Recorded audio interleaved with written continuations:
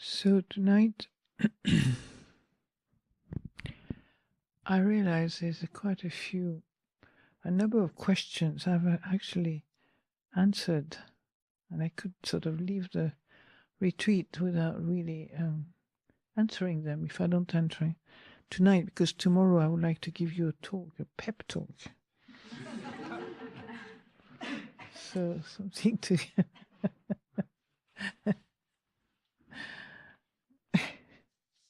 I feel I have to, you see. But maybe it might not be a pep talk. So I'm just going to go through the question and see what happened afterwards. Somebody called Dear Ajahn Sundara, in bracket, also known as Ajahn Fearless. So I don't know who that is. Don't know where they heard this. So this is interesting for me. When I read this, I read a mind, you understand? Not just a note, I read a mind. Now listen to this. There's no sign, except a very nice kind of calligraphy type. Sometimes my meditation is interrupted by a physical tension and anxiety in my stomach. Is this perhaps bhavatanha? Full stop. Vibhavatanha or both? And which hindrance is most active? Doubt, ill will, in bracket, towards myself, or restlessness and worry, or all the above? You can see, this is pretty constructing, like, proliferation. Does it really matter?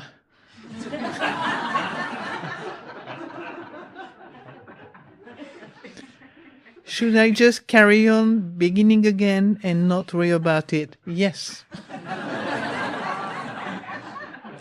When it's finished. Amazing, isn't it? What we do with our mind. This is supposed to be a question-answer sort of pod. Not telling me what... It's a good question, but I think you've sorted it out, so why should I... Yeah, just carry on. Don't worry about the words, just... Ajahn, is there time before the end of the retreat I could do a guided meditation? Yeah, but not tonight, but tomorrow, yeah? Tomorrow or Sunday before you go. Now, could you please talk about Buddhism within an intimate physical relationship, marriage and partnership, please? Thank you. That's interesting, isn't it? I was married about 37 years ago, so, but I can speak a little bit. Intimate, yeah. Well, I don't know what to say. I mean, I could proliferate with you. I could proliferate. I mean, could you give me a bit of an idea of what you want me to talk about? Whoever wrote this. An intimate relationship, okay, physical relationship, marriage, partnership, please. Okay, we'll leave that for the time being. That's interesting. Is Buddhism religion? If not, is it just a way of teaching the Dhamma?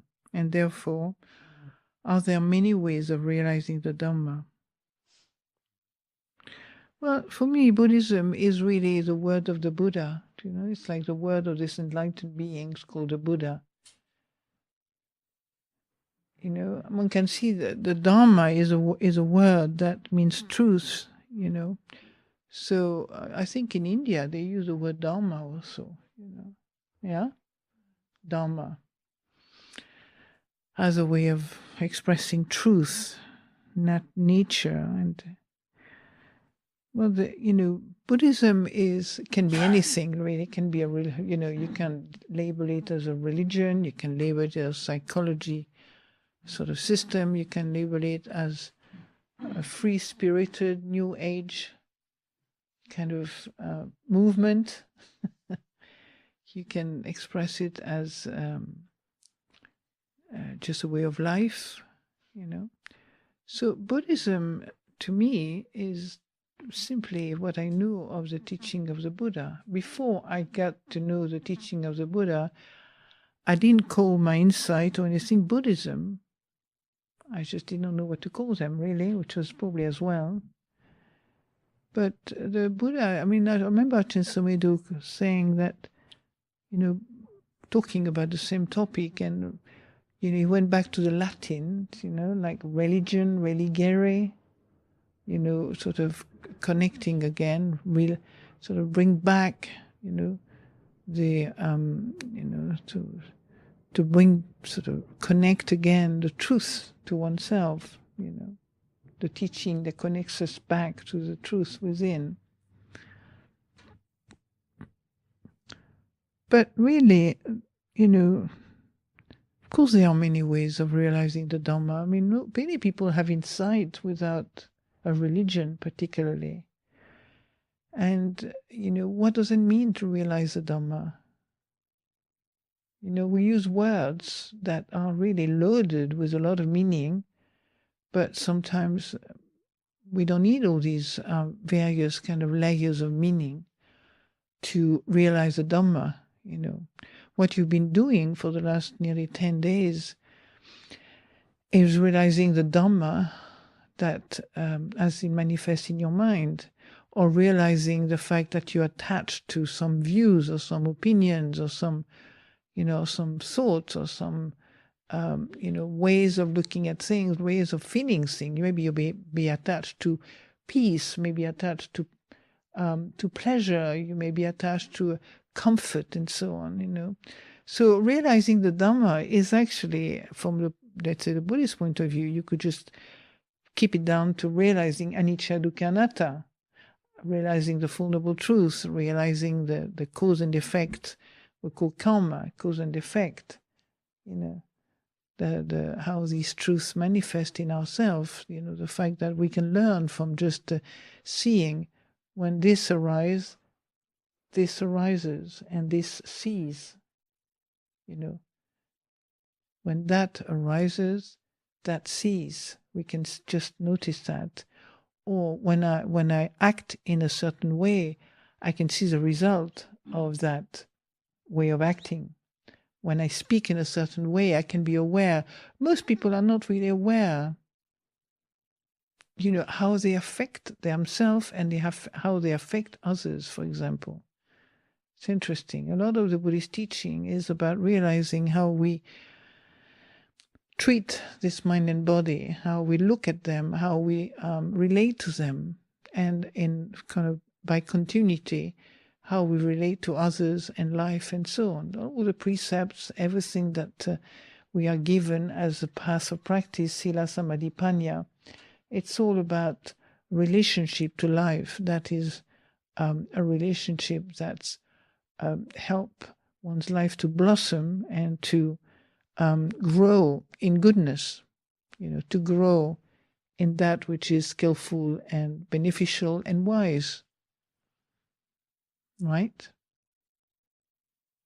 A lot of our conditioning in the mind is not helping us to realize this. You know, a lot of our conditioning, you know, when the mind is riddled with fear, riddled with anxiety, riddled with doubts and worry and so on, unless you bring the Dhamma in that moment, is actually being able to see it. You see it as Dhamma, you see it as an object. Dhamma actually sometimes means thing, a thing. A Dhamma is a thing, you know. So you can see your mental state, your feelings and everything as an object you can observe. A lot of the time, our meditation has simply to watch the mind being attached to something. You know, we don't see it yet as an object that actually there that we can look at. And we can look at the way it manifests, at the way it acts, at the way it affects us, we can have a deeper and broader and wider vision at some point of all that we experience. And it takes time. Sometimes it's not like happening overnight. Sometimes it can take a long time. Just for me, for example, just a feeling of anger, for a long, long time, we never think we are angry. We interpret it as I'm right. You notice that. You're not angry, you're just right. So it's difficult to see anger because you believe you're right. And of course, it must be somebody wrong if you're right. It can't be right without someone that's, something that's wrong. So there's a lot of our mind is hidden behind this kind of lack of realization. When a realization means like you see something as it is, And sometimes our body, this mind body here, it's so habitual, it's so we just so used to the way it functions, to the way it feels, to the way it speak, to the way it think, to the way it perceives things, that we need to look quite deeply for a long time before we can see have a little bit of space between what you perceive, think, and feel, and and so on, to feel the sense of spaciousness between that which you this mass of stuff that you feel or and actually things as they are. We still interpret ourselves in a certain way. So if I have pain, if I have discomfort, the brain suddenly immediately will label it as, oh, there must be something wrong with me. And all the doctors will tell you this. Maybe if you have pain, there must be something wrong with you.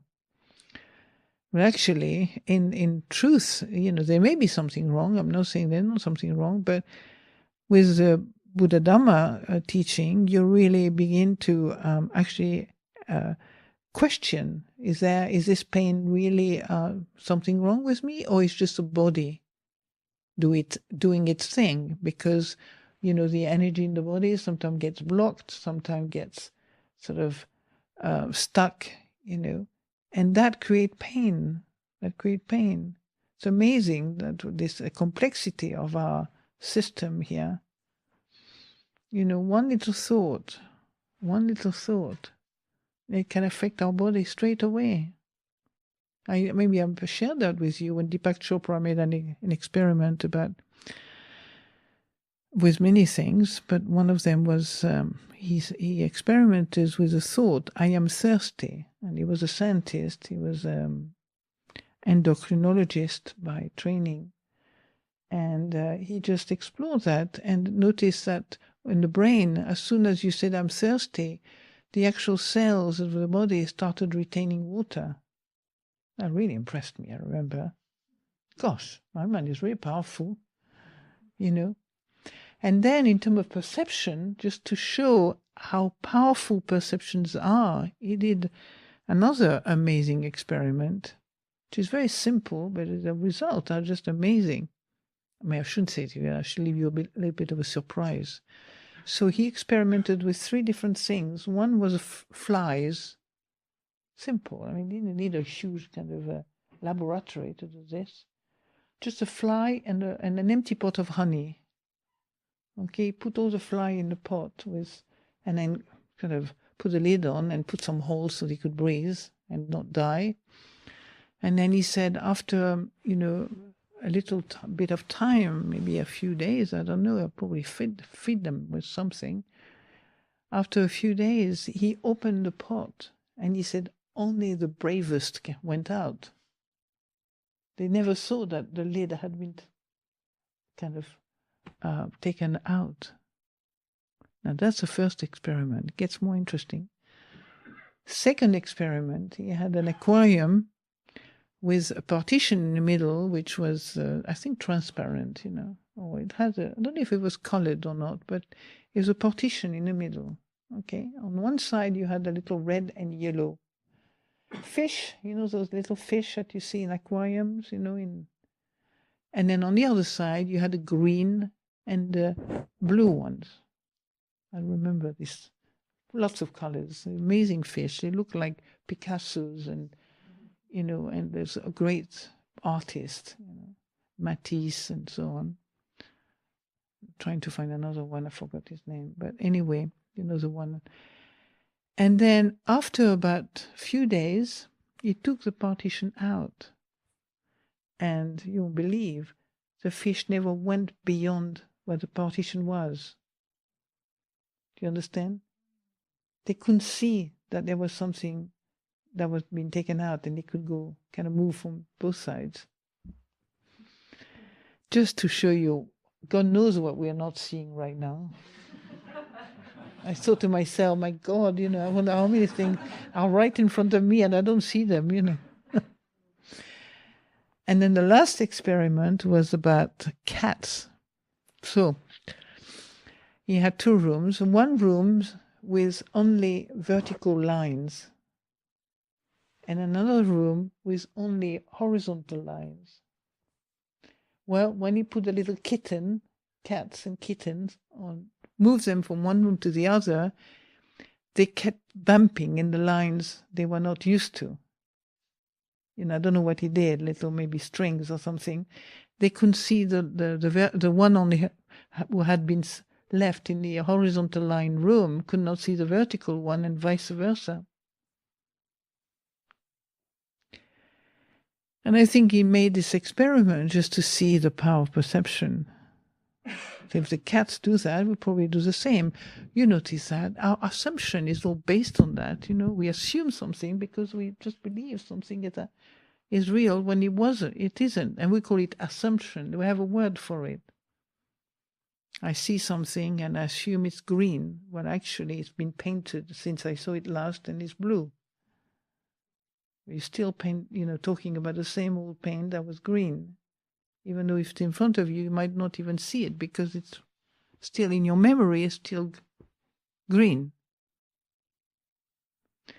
So this is the power of the mind. It's quite extraordinary, And I've gone off it, not gone off, but the kid's question is, I don't like it. I mean, I can't. I think those questions are ridiculous. What I mean by this, it's not that the questions are ridiculous, but so many of the questions, like, is Buddhism original? If not, this is just a way of teaching the Dhamma. I mean, haven't you understand what is the Dhamma by now? 10 days. How many times did I pronounce the word Dhamma, Why do you ask a question like that? It's not a way of teaching Dhamma. Dhamma is just the truth, that you've been realizing for the past 8 days. And therefore, continue, and therefore, if that, he's already responded to the question, this is what I mean, it's irritating question. And therefore, we haven't even answered the question, and therefore, if that is like that, are there many ways of realizing Dhamma? Yeah, you can do cartwheel and realize the Dhamma. You can do anything. Realizing the Dhamma has nothing to do with the shape or form or place or, realizing the Dhamma, you can, with Dhamma means truth, or means the way things are. It can happen any time at the most unexpected moment. People have shared with me all their enlightenment experience or their breakthrough experience or their, it wasn't necessarily at Amaravati on their cushion in the shrine room,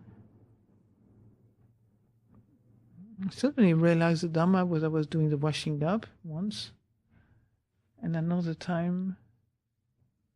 But anyway, the washing up part was quite important. I remember well because it was very Zen, like I didn't plan to be Zen, but it kind of marked me, it's like I could have been doing something really special and but like just washing up, just kind of ordinary sink and washing up liquid and thing, and suddenly you have a realization of the time stopping. Could imagine it happening, on a beautiful kind of sunset or something, by the ocean, with your good friends around, and just washing up in my kitchen.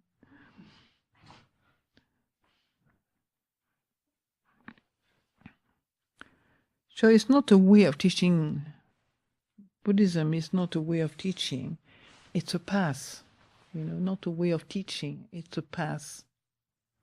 Buddha talks to us, teaches us the Noble Eightfold Path. That's a path that is there for us to guide our life, to continue to develop the mind, the vision, our vision of the mind, in such a way that we come to see the truth of this mentality, physicality.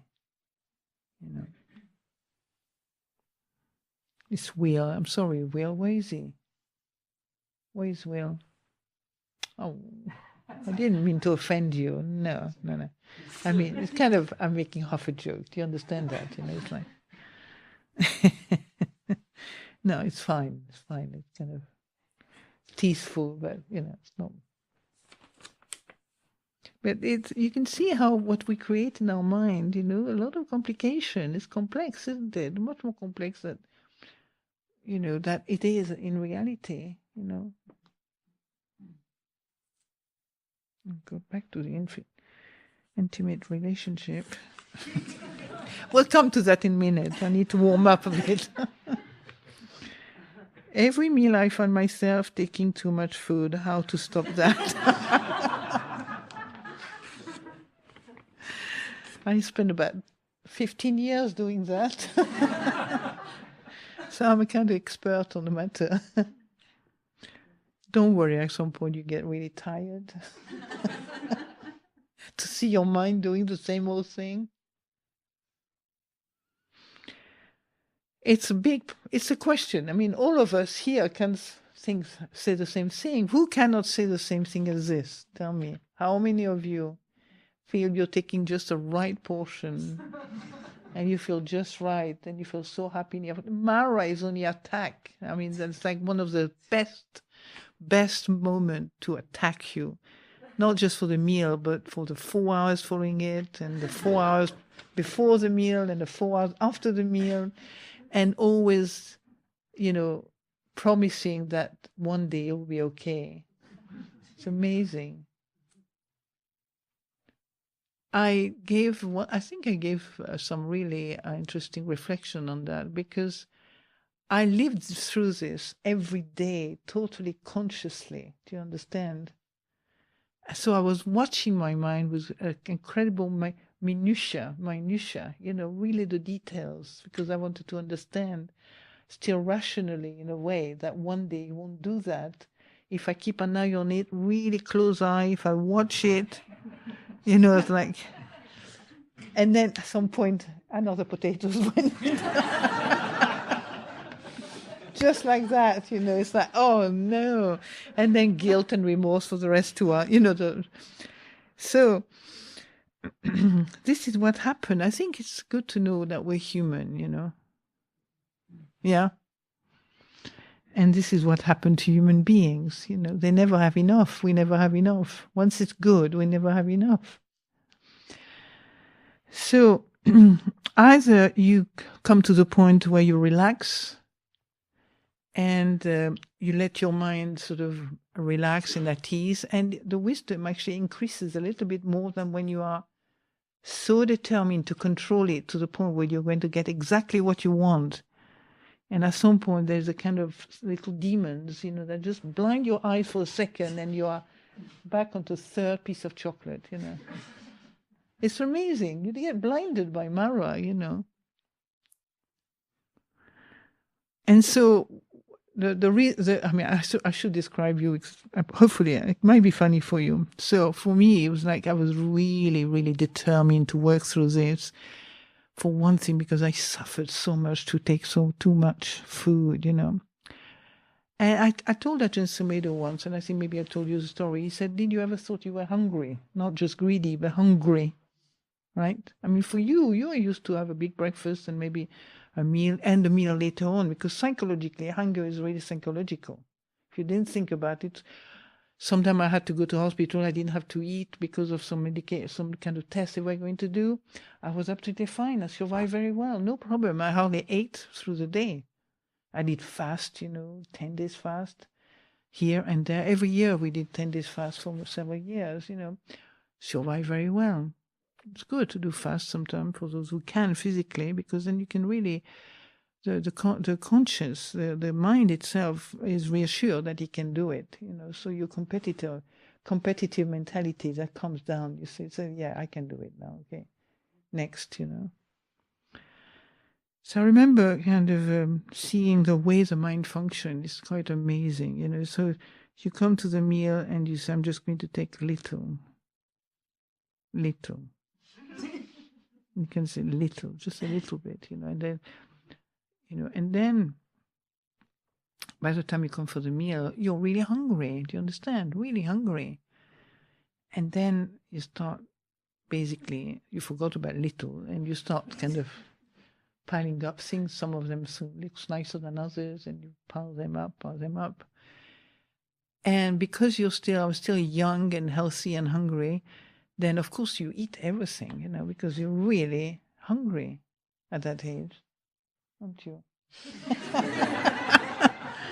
When you're young and strong, you're still very hungry. And then the whole afternoon, I will be kind of deliberating with my mind about what to do for the following day. I have to stop that. The whole afternoon will be debates and kind of court case and, it's sort of negotiation and all the rest of it in all afternoon. Of course, by the time I reached, we didn't have like cheese and chocolate as we have now, or we didn't have anything really at all. So by the time your stomach is empty and you have nothing to eat, actually things calm down quite a lot. There's no choice. You can't go to the cupboard like you do now in the Lotus House, in Metatum Farside and so on. Got big cupboards with drinks, all kind of drinks and all kind of this and that. So that's more tempting. You see, we didn't have nothing to tempt us. So things calm down. And then, because I was quite mental, not mental, it's like crazy. It's like just like really working out mentally. How can you do that, And by the time came 9:30, 10, when I was going to go to bed, I can't even know what it was like, because for me, it's not like that anymore. But at the time, I had complete belief, I wasn't looking at my mind, complete belief that I would be really totally enlightened to how much I needed to eat for the next day. There would be no problem. I knew exactly. I've seen all the trouble I went through on that day. I saw the beginning, the middle, and the end. I saw the letting go and, attachment. I saw all of it. I went through all the thing, and I knew exactly the next day I will never do that again. Can you relate to this? Never again. By 10 o'clock, it was finished. I was done, and I won't have any problem. Comes the next day, and you can guess. Wisdom just went out of the window instantly. No, it's not fun, as you know, it's not fun. Maybe for the men, I don't know what you eat, but some of you don't seem to kind of put on weight that much, But for some of us, it's like you just eat a little bit and it has rather kind of long-term effects.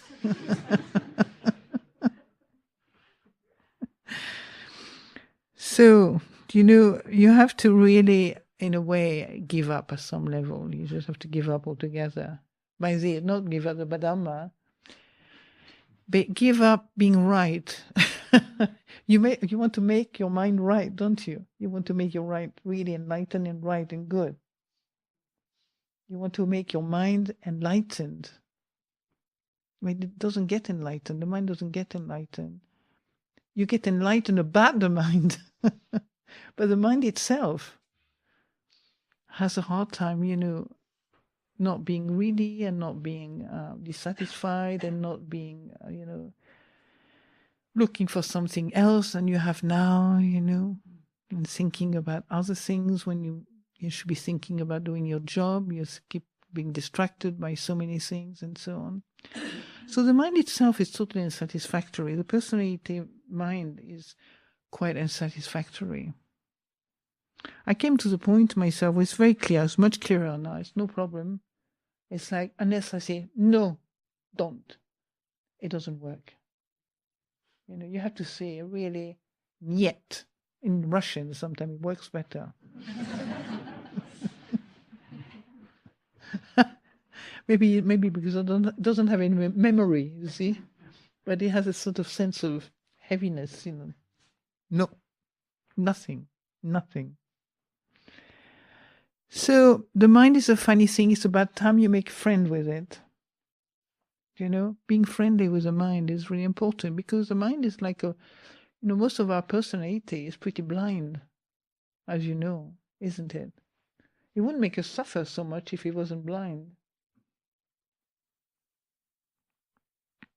So I'm afraid now, for a long time, I mean, I know myself, I was quite vain in a way. For a long time, I stopped eating because I wanted to be thin and look good. Do you know what I mean? Even as a nun, you want to be thin and look good, you know. You don't want to look like a fat old lady, you know. The vanity of self continues. Don't worry, it doesn't stop overnight. The vanity of me carries on for a long time. Even in the robe, the sense of self is quite prominent, and the habits around it, connected with it, don't go so straight. So, you know, you still do all kind of things to look good, you know. I mean, now at a certain age, you just give up. It's very peaceful, you know. You don't care anymore. So, sometimes we eat too much because we have been pushing in one direction. I should not eat. I mustn't eat. I must stop. You know, I must, I should, I ought, I did, So the pushing the mind in one way, you at the same time you push the other side, you know, that really wants to eat and wants to forget about being restrained and so on. But mindfulness, the beautiful thing I find with mindfulness, you're already, as soon as you're mindful, you've hit the Noble Eightfold Path. Do you understand? As soon as you're mindful, you're in the balance, you know, in the balance. You're not pulling one side and not pulling the other. That's the beauty of mindfulness. So and also mindfulness brings you to the emptiness of the mind. Do you understand? The mind is empty. At that moment, you may be mindful of saying, I want this, I don't want that, I want this, but you are able to listen to your mind. And if you keep mindful, you know, if you really stay mindful, you notice as soon as you lose mindfulness and you've been like pushing your mind in one direction for too long, you just like stop it, you know, just take exactly what you did not want to take. So I don't have any solution for that. I won't say where it is, but you cannot stop that except being mindful. You can be mindful of what happens, you know. But one of the things that was one of the most helpful tips for me that really helped me enormously, which I was nearly going to forget to share that with you, is someone, just one of the member of the Sangha, when I was in Anagarika, mentioned to me, have you ever tried to feel your body, to go to the feeling in the body after you have eaten?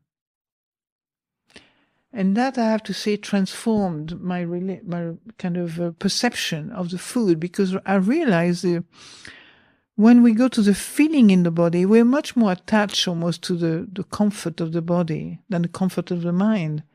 You notice we can be nasty and miserable and awful mentally for days on end without any qualms whatsoever. But we like a comfortable body, don't we? We're quite attached to feel a painless body, comfortable body. Isn't it true? So when you look at the feeling, the thing that transformed for me is like I look at my feeling and realize for a few hours after the meal, I began to really be with the Vedana of the body. And after that, my mind just did not want to be in that Vedana state for a few hours. So it actually decreased my tendency to want to take more, decreased a lot by the fact that I was mindful of the Vedana in my body, and particularly in the stomach, around the stomach there. And the mind can learn really quickly because we are, the fact we are attached to comfort sometimes can help us to let go more quickly of certain things that makes us miserable. I hope that helped.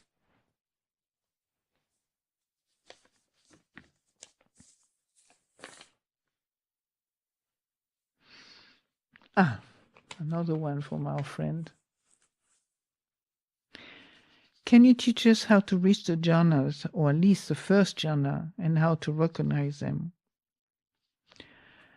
Well, the jhana, for one thing, we're not allowed to talk about jhanas ourselves as our own experience. You have to be careful, otherwise I'll be chucked out of the robe, If I don't have them, I'll be chucked out of the robe. But I'm not. My path is a path of vipassana wisdom.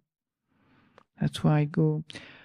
But you always need a bit of some concentration, So jhana is described, there's you can experience the factors of jhana, what Ajahn Sundara used to call the factors of jhana, like, vitaka vichara, kind of sort of holding and investigating, and then you have piti, joy, and then sukha, happiness, and then you have equanimity or ekaggata, just peace and equanimity.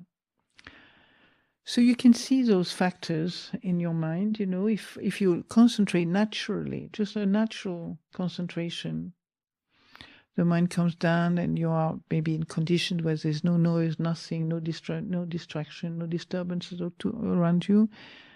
The mind can, I'm not saying it does always, but can really calm down a lot. And you get into this kind of more peaceful, and concentrate. The mind is concentrated, and you can feel the energy goes into, it's not jhana, but it goes into this sort of, you are aware of the breath, and then the breath turn into this kind of piti. It's like the energy of the body, very blissful, and then sukha, it comes down, and then more mindfulness, ekaggata or upekkha at the end, So these are sometimes what describe the jhanas in how the jhanas are described in the suttas.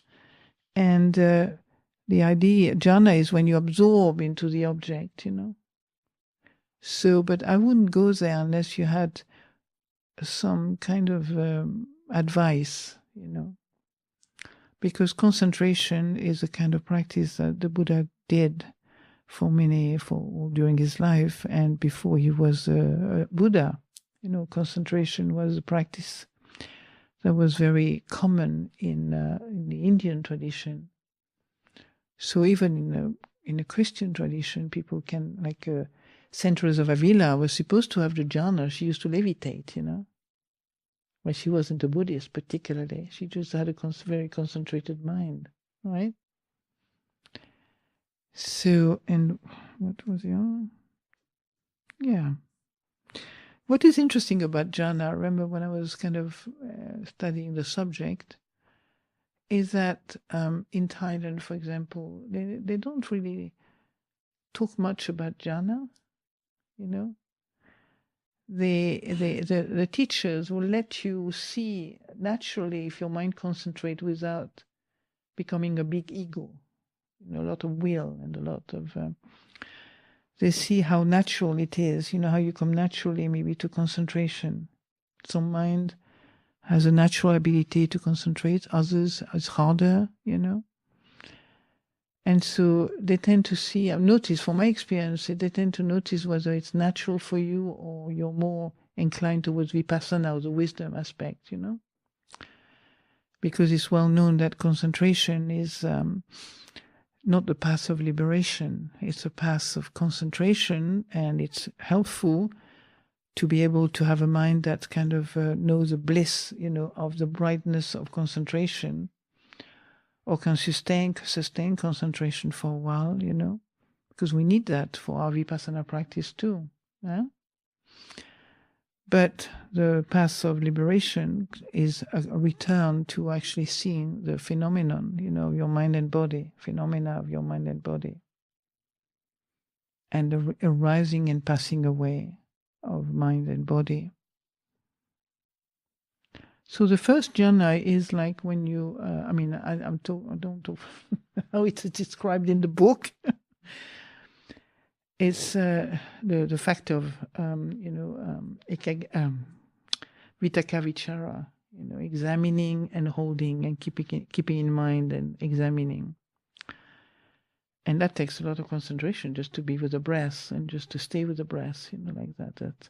Then your mind will calm down, when you just factors of jhana, That enough for now? Okay. What is interesting is that when you talk to teachers or you read the Master of the Forest Tradition, or even nowadays, all the people who teach the jhanas around the world, you have Ayakema was one of the first one, and then Ajahn Brahm was another one, Ajahn Tanisaro can talk about that because he's also a jhana type, he does vipassana, but he's very, if you don't have a jhana with Tanisaro, you don't have nothing. Same with Ajahn Brahm. Ajahn Sumedho didn't say much about jhana, Yeah.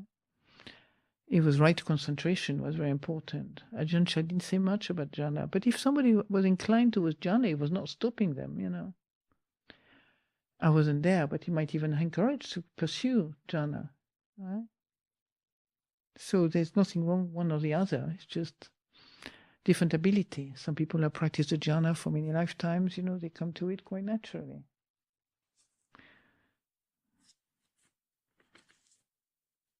So the last other one, it's about jhana again. Somebody look on a chanting book in page 98, 99, teaching about first jhana, second jhana, third jhana, fourth jhana. What's the first, the second, and third? Well, I've just said it. Is that enough? Well, the second jhana is connected with the mind comes down, and it's described like this: the feeling of pity. All right, so joy. We got the feeling of pity in the factors of enlightenment, right? Do you remember that? Joy and serenity, right? Pity it's a kind of a bit of an ecstatic feeling of the energy. It can be different. It can be different things. People experience it in different things, but there's a kind of joy,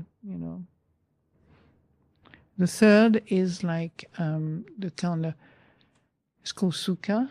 It means happiness. It's like from the joy after the mindfulness is there, then you have, it's described as, you just, things calm down from, ecstatic joy like this. You calm down and you just feel good and peaceful, and happy. And then the last one is just more equanimity. It's like the mind is described as a fact, the equanimity factor is present. So you're just peaceful and calm, and there is no kind of up and down. It's not defined by high feeling or low feeling. It's just equanimous. And you can have a look at these description of the jhanas. But when you look at, when you read the masters, the teachers of meditation who have done, to cultivate the jhanas, it's interesting. None of them are really quite saying it in the same way. Even some kind of battle and struggle and war between the jhana expert, as the senses open or the senses close and so on. They might be saying the same thing, but the way it's expressed, some people then argue for them, they may be saying the same thing in different words. But then people say, well, should we have the senses closed? Or, he said we can still hear the cars in the street. And this one says, you can't hear anything, nothing. Everything has to be completely blocked. You can't hear a thing. So in the end, you just try to experiment yourself.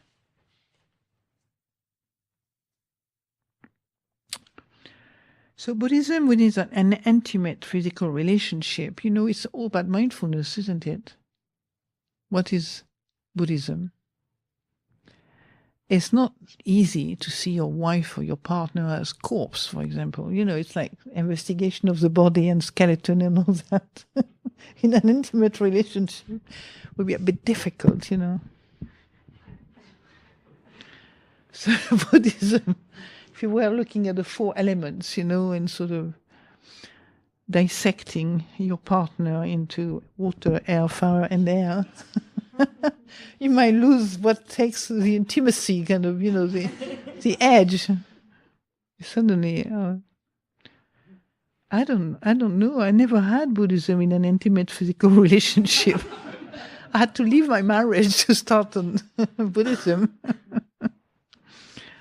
And I think you have to teach me how to do this. I don't know.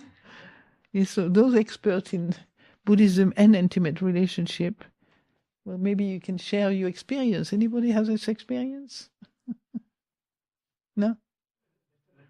So tell us a little bit. Is she still with you? We're talking about a successful intimate but you can still share what you want to share. It's fine. But it's very difficult to be mindful while having sex. Yeah. It does take the edge. It takes the edge, doesn't it? That's the thing. That's the Buddha, knew that he had to kind of establish a monastic relationship, a monastic order. Otherwise, his teaching would probably never have come down the ages 2,500 years later, because people would not be able to practice what he's teaching in an intimate relationship with husband, wife, and kids, and all the rest of it. You understand now? It's difficult, isn't it? Anybody finds it difficult to have an intimate relationship and Buddhism as your foundation of life? Maybe you're a bit shy to share all this, especially when you have that crisis of doubts as to whether you had to leave somebody to start being normal, Buddhist. So, finish with that one. Done this one, yeah. This is an interesting one. It's one of the first notes, actually. Your handwriting is not so easy, but you mentioned an awakening moment that you had at Euston Station. It was Euston Street, by this way. Something that came at an unexpected time, but after something working to develop the kind of quiet mind that would allow insight to arise. You mention another moment,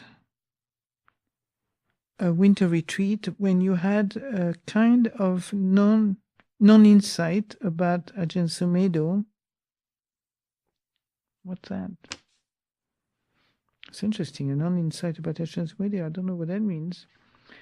And your own enlightenment. Oh, okay. Something that you were able to dismiss out of hand, maybe. Where did each of these thoughts come from? Presumably not the same place. And how were you able to determine their authenticity?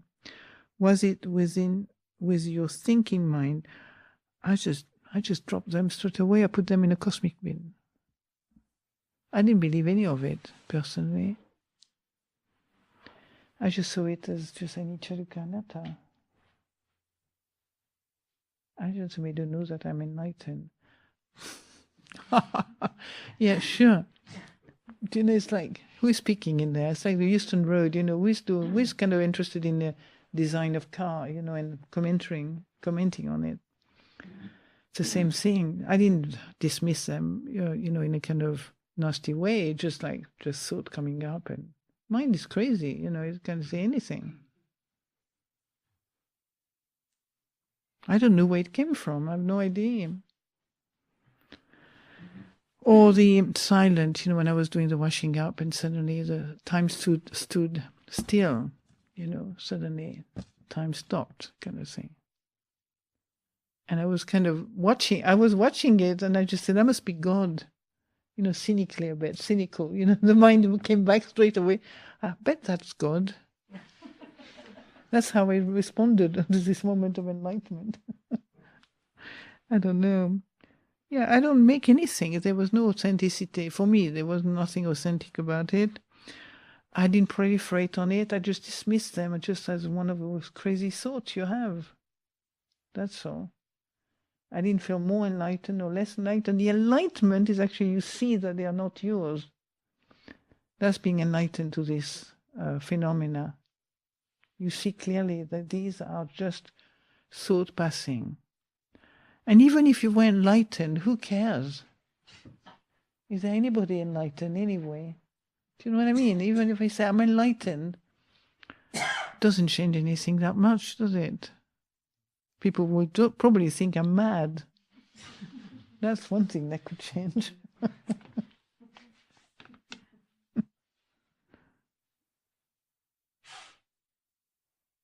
And Ajahn Sundara knew exactly what I was.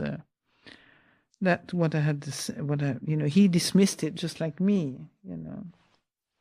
We just laughed. When I said, I had this on my Buddhist meditation path. I looked at you and I said, Ajahn Sundara knows I'm enlightened.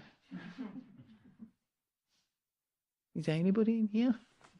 It doesn't mean to me. It was nothing much. Just a crazy thought passing through the mind. And if I'm enlightened truly, whether I say it or not, doesn't matter. There's nobody there who really is bothered. If an enlightened being, I think, doesn't bother it to tell him or herself, I'm enlightened. So if he says so, he must be, definitely somebody else, not the enlightened being himself or herself. So I think we covered all the question. Yeah, and the retreat. We can do this tomorrow. So, do you have any other questions?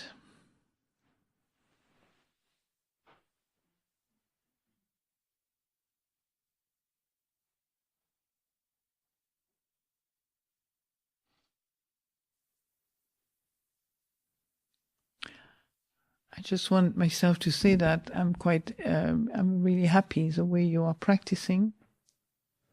Very impressed. At the interview, I find I'm quite amazed that you have, quite a lot of experience and practice and quite a lot of, maturity in your kind of attitude and approach to your practice. So I just wanted to say that before we get to another question, if there is any other question.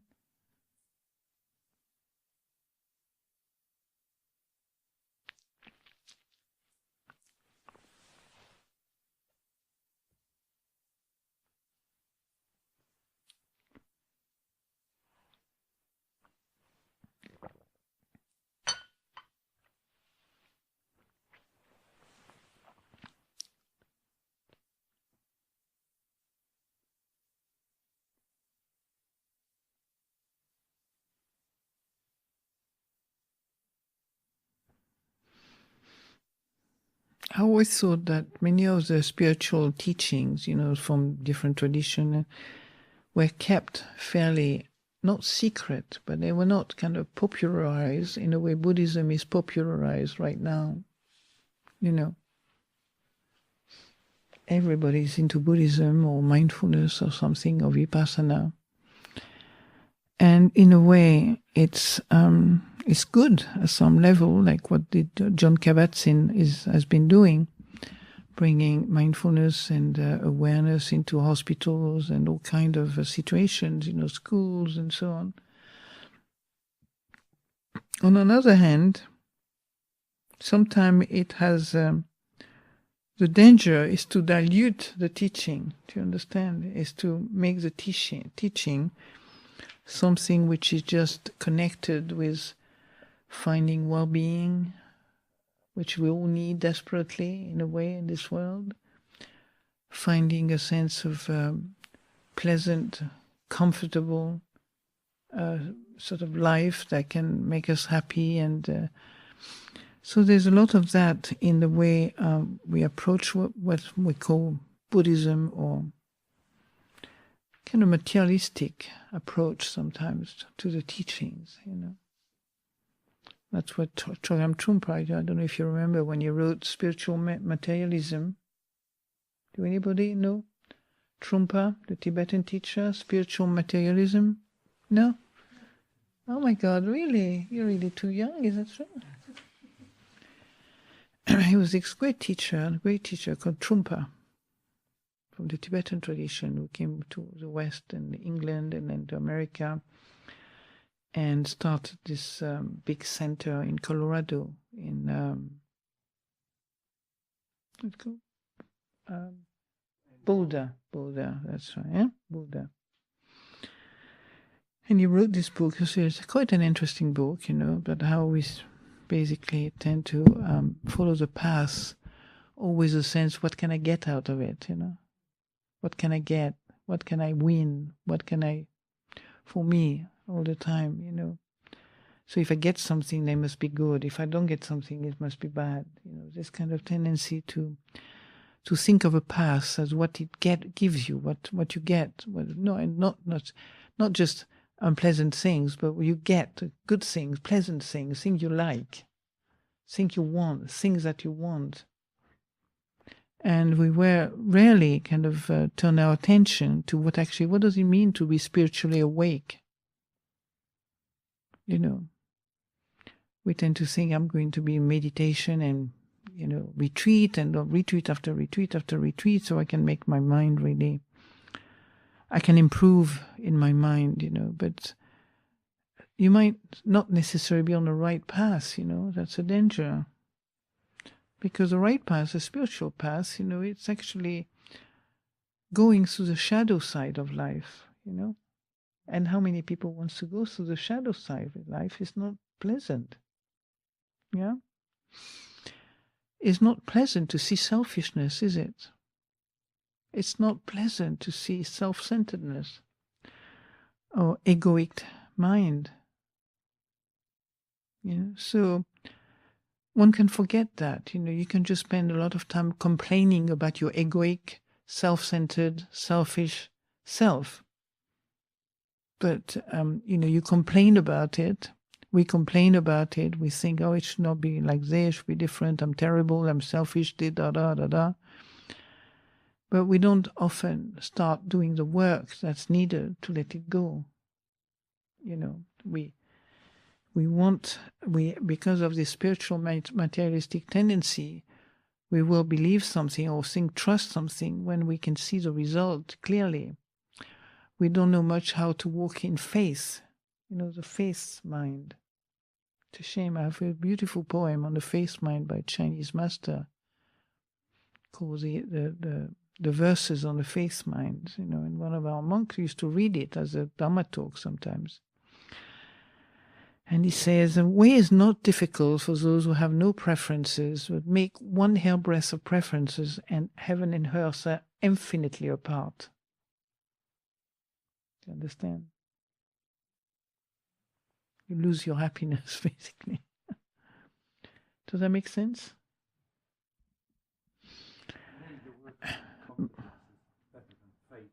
Oh, I just love faith because my mind hated faith for a long, long time.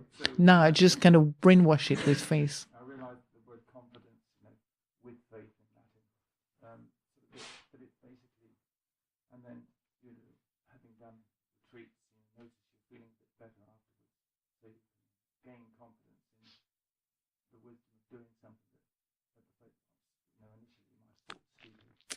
So you gradually get more confidence.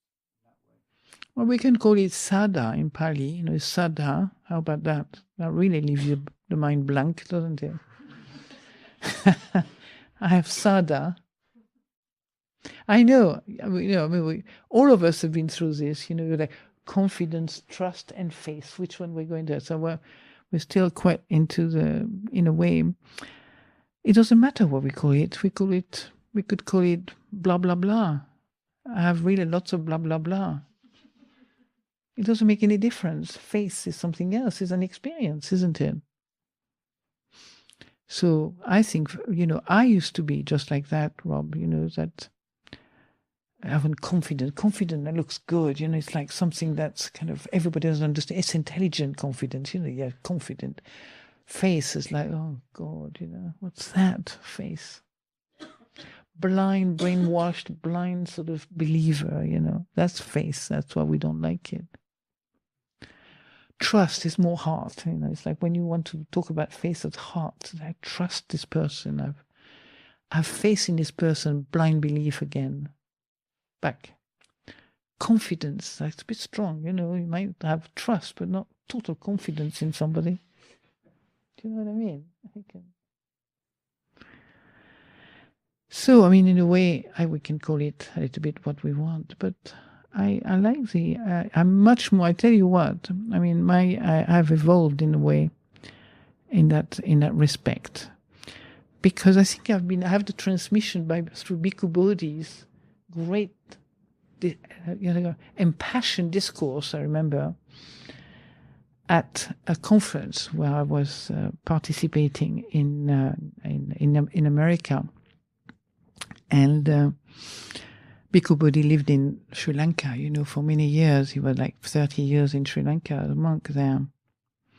So he saw the Asian people, practice Buddhism. And as you know, in Asia, a lot of practice for lay people is about, dana and, a lot of confidence, faith in offering, feeding the monks, which is amazing. The Westerners don't have this sense, They love to have monks teaching, nuns teaching, but they never think, how do they survive? Where the Asian are very kind of down to earth, like in Thailand, people, I used to say, I was traveling sometime with a friend, a Thai friend, she was like quite intellectual. She was a university professor. She taught French, actually, at university. And I said to her, I hope it's not too much for you to look after me and so on. And she said, well, I want you to be a nun and I'm here to help you. Do you know what I mean? That kind of mentality. They really have respect for monks and nuns in Buddhism, because in a way, I'm not talking about myself, by the way, but this tendency to think that we have to discard monks and nuns in society, when actually it is a Sangha that has brought Buddhism for over 2,500 years. Through what? Not people, but just through the realization and the enlightened being that have come out of this learning and following the teachings. You understand? Not just any ordinary being, but the people that have reached stages beyond which they do not come back to the deluded state. Like Sotapanna, Sakayagami, Anagami, Arahant. These beings are the ones that have kept the teaching alive through the ages. Do you understand? And the Asian people know that because they have lived in the Asian and Buddhist countries and have studied all the suttas and so on. And they know the Buddhist teaching very well, so much that they can forget to meditate because they think they know everything. It's true. There's a kind of conceit that they know, a lot, which they do. They do know a lot. Even, the Thai are the same. I don't know about the Burmese so much, but so when we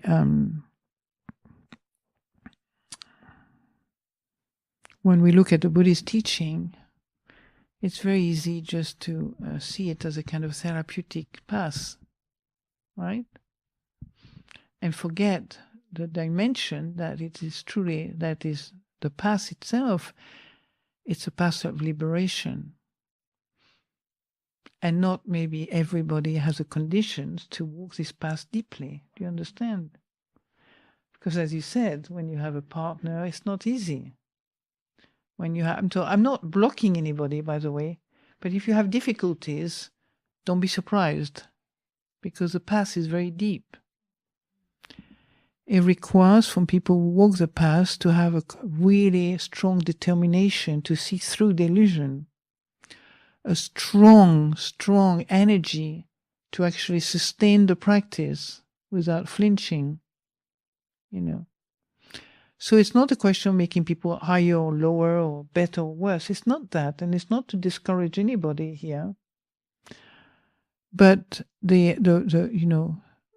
teaching that the Buddha used a lot for the lay community, meditation was one of them, like development, mental development. In fact, it's described as dana, sila, bhavana. Generosity, ethic, and mental development in the lay life.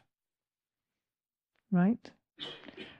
When so the renunciation in the lay life is not the primary generosity. You renounce through generosity. Do you understand? This is how you renounce, because monks and nuns cannot renounce through that because there's no money, on our side. But the renunciation in the lay community is to be generous, not just in money, but also in many, many aspects. That's your renunciation. Yeah, that's a renunciation. To be giving, to be kind, to be helpful, and so on.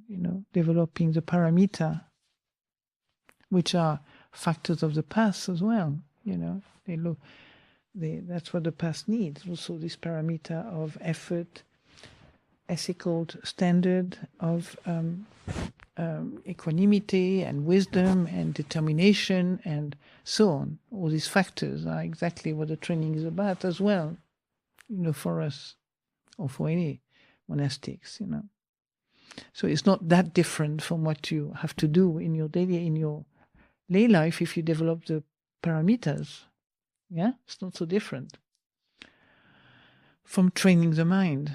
So the reason I think I speak about this tonight is because sometimes I feel that people have an idea of of the past of Buddhism in a very kind of, I would say, to me, it would be boring.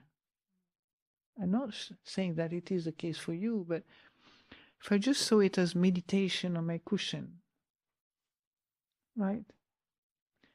And a kind of, I never wanted to be a Buddhist myself or even a nun because I felt I would be constantly feeling regretful and guilty because I'm not particularly a good girl type, So I'll be, constantly kind of regretting and having terrible remorse about having beaten up somebody or kind of swore at somebody's face or, kicked something and broke it and it belonged to me. I said, I can't do that, to myself. I'll be in hell for the rest of my life if I become a nun. Well, I haven't been in hell, but I did have a lot of hellish moments with respite. But to see Buddhism in that way, it can be not very joyful. To see Buddhism as just like my practice, my meditation, my breath, my anapanasati, my peace of mind. You need to shake the mind a bit out of the status quo, And what is Buddhism? Buddhism means living awake. And living awake, when you're really living awake, the mind begins to let go of its patterns, of its habits, of its conditioning. Because when you live awake, it's like the mind it's like mindful. Awake is a quality of mindfulness, But again, that's not so easy either, because I remember when I was developing mindfulness, you can easily get quite tense developing mindfulness. Have you noticed? Got to be mindful. It's like, I remember one nun in the early years, we all struggle, to get the balance. You know what I mean? It's like you get mindful and suddenly, I've seen people even, they're still around, where you're mindful and you walk like, and you just have a feeling you're kind of surrounded by a bunch of zombies. It's not fun, really. And I'm not talking about anybody here, please. Don't get me. I haven't looked at you. I don't know what you do, and I have no idea. So don't take anything personally, please, because yeah, I'm just from memory. So when you practice mindfulness on your own, you might suddenly feel, this sense of, gosh, I was really happy before I meditated, and now everything was going wrong. It's like my head bursting with concentration. And then you remember the Buddha saying, it's so dukkha. Dukkha, vulnerable truth of suffering. Bad enough to have your mind kind of trying to get around this kind of meditation practice. But you also have this, it's not like it's going to be wonderful and heavenly, and you see sort of, heavenly opening up to you and bright light and God's coming down and all the rest of it. Nothing. It's like dukkha, the causing with the nose kind of on dukkha, That's why the Buddha never told the vulnerable truth to the lay people, because they had enough problem. It's very rare. He told the vulnerable. I think he started talking to King Pasenadi, or just on his deathbed. Oh, by the way,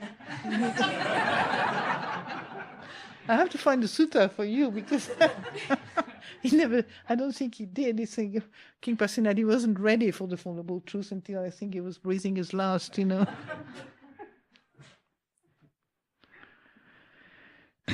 So,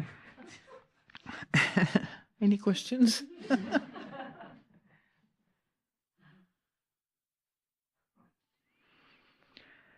That's one of the reasons why the Buddha haven't spoken about that today or even the day before, but the third refuge, the Sangha, is such an important part of our life. Because the Sangha represent the enlightened beings throughout the ages, from Sotapanna to Arahant. Traditionally, now, when you go to America, everybody is Sangha, lay, like that. That means group. Actually, Sangha means just community, group, in Pali. So the Sangha is so important because these are the friends who remind you of the past, for one thing. They can help you and support you on the path. When you have difficulties, you can go and talk to them. They are just your sisters and brothers in the Dhamma, friends in Dhamma. Of course, sometimes Sangha can turn into a family dynamic, and you hate all of them. Buddhist groups, you go to Buddhist groups, sometimes they've had battles, been talking about metta and peace and so on, and they're all quarreling about one thing or another. It's like the peace, the peace, people working for the peace in the world, they all kind of arguing, apparently. They were the most unpeaceful people, whether one that there was an organization, World Peace, or anyway, it's quite famous 20 years ago. And we were always talking about them. People in this kind of group used to kind of having a lot unpeaceful mind, So it's good to walk the talk in a way, to actually, if you want to find peace, just be a peaceful person. And if you want to convert people to peace, just don't do that. Because you'll be in trouble. Because the slightest movement of anger in you, they'll say, see, you don't get it. Even though you may have been at peace for weeks, but somebody remembers that you said, just be peaceful, And then you start quarreling with somebody because they don't see you as they remembered you, as somebody who was a peaceful person, and then they see you having an argument with somebody. So, I don't need to say much more. We're getting late a bit. But try to see your path of practice, one of the most important things is actually to be really ethical. Do you understand? Because the ethical aspect of your life is actually, you see, your mind as it manifests through your actions by body and speech. It's a mind itself. That's why we have to be very careful and very mindful of our action and our speech, because this is still the mind manifesting. You can see it really much more clearly than just meditating on a cushion sometimes. Yet most people, some time ago would have liked to dismiss ethic, In America, they're very good. Can I have just 4 precepts first out of 8, Or 3 out of 5, Can I keep drugs and sex, please? And without qualms, it's like just confident coming to you. Is it possible to just have, 3? Can I take 3 precepts? Not like the British people who would be slightly embarrassed and ashamed of just being so kind of sloppy.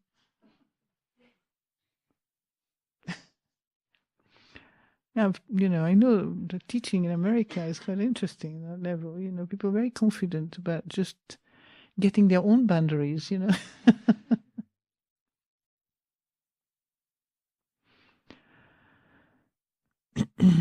It's good to feel really in your life, when you practice, to remember to find what makes you happy and cultivate it, as long as it is ethical, of course, because if it's not ethical, the result will be you will regret it. You have a mind that keeps regretting things, when you're not ethical.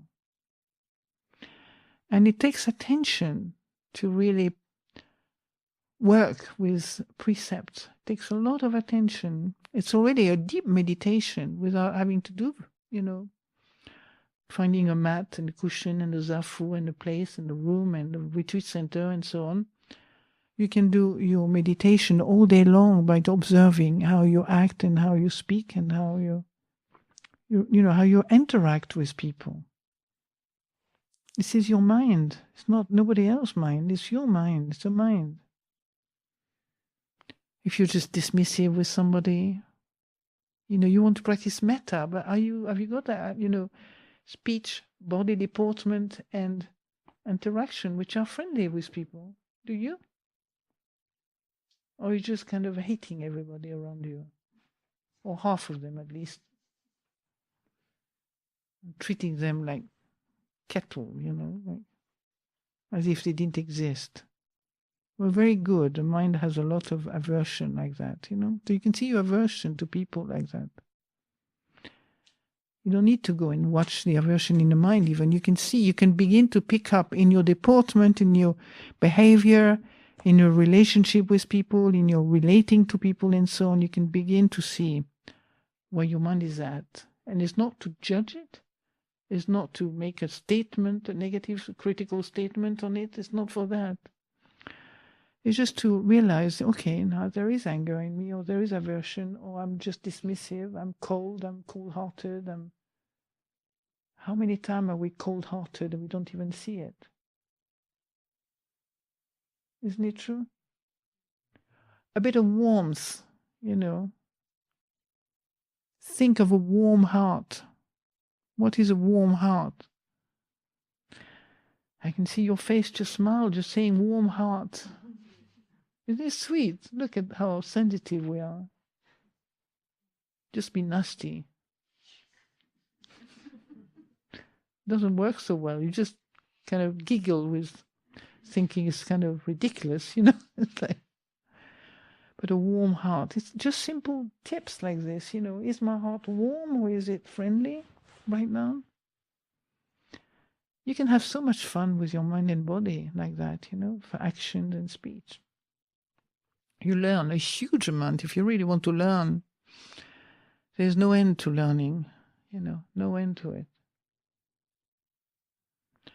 Mistakes are perfect learning process, You don't have to be right all the time. You don't have to be constantly contracted and concentrated into, oh my God, what is she going to say? What am I going to say? Am I getting it right or not? You don't have to be in that kind of stressful mode, That's why the Sangha is important, because you're sharing with the Sangha values that the world do not share. You are in a world where you have to be the best and you have to be the most successful. You have to have lots of money, you have to be blah, blah, blah, all that sort of thing. The world will push you in that direction again and again, doesn't it? I mean, there are very good things happening in the world also. Don't want to make the world like a bad thing, you know, but the value, the worldly, what they call the worldly wind. Have you heard about the worldly winds? Who doesn't know the worldly winds? No? Well, it's like, you know, the desire for sensory pleasure, and then anger, and then sensory pleasure and anger, or let's say pleasure and anger. Then you have success and failure. Then you have to praise and blame, and you have to, what is it? I see that's a 1, 2, 3, 4, 5, 6, 7, 8. That's 2 more. And being respected and being, what is the word for you? Huh? Louder.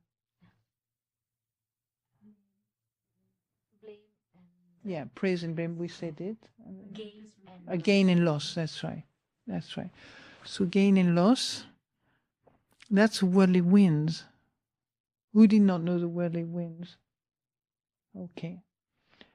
So they're very important in the teaching of the Buddha to be aware of these forces, pleasure, sort of anger and the opposite of anger, and then you have success and failure, the fear of failure and the desire for success, the fear of blame, the desire for praise, the fear of loss, the desire for gain. You can see, reflect yourself now in your daily life. It's called the worldly winds, yes. I don't know, but you imagine them as kind of passing through the mind, you know, just kind of blowing through the mind. In Pali, knows Pali. Doesn't mean wind in Pali? The word, is that, what is in Pali? It's what? Atta, something? Don't worry, it's fine. So it blows through our mind constantly. It's not ours, it's not mine, it's not yours, you know. Ataloka Dhamma. Yeah, so it's a Dhamma, Loka means world, yeah, and Dhamma, thing. 8, worldly thing, yeah. But sometimes it's referred to the worldly winds, you know. And so this is what is the most kind of common conditioning in our mind. Everything is around this worldly Dhamma, these worldly conditions, right? We fear not succeeding, and then we get stressed, and we want to get to success, to succeed, and we get stressed by, you know, so a lot of stress comes from that. We want to be loved, we don't want to be hated, you know. We want to be sort of respected, we don't want to be disrespected or blame, or, you know, we want to be praised. So from very little child, we start with this worldly wind, you know, as a little child. The condition is already there, being praised and blamed, you know. Isn't it true? We start very early with this conditioning. So the thing is not too much to, make a problem about them. You just know that you can be very much motivated or kind of influence. You're under the influence of this worldly Dhamma, you know. And that you can see it even in monastery. I mean, it's just a mind, you know, a human mind conditioning. It's not monastic or not. So this is something to observe, because they have a way of stressing the mind profoundly, you know. Yeah, bringing a lot of pain and misery. So any questions? No? We're probably just ready to flop into the lion's posture. I'm just joking. That would be nice, to flop into the lion posture.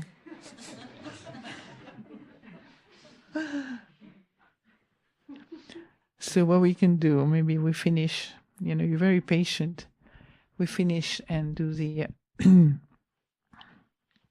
we just won't do any chanting maybe. Are you ready for another chant?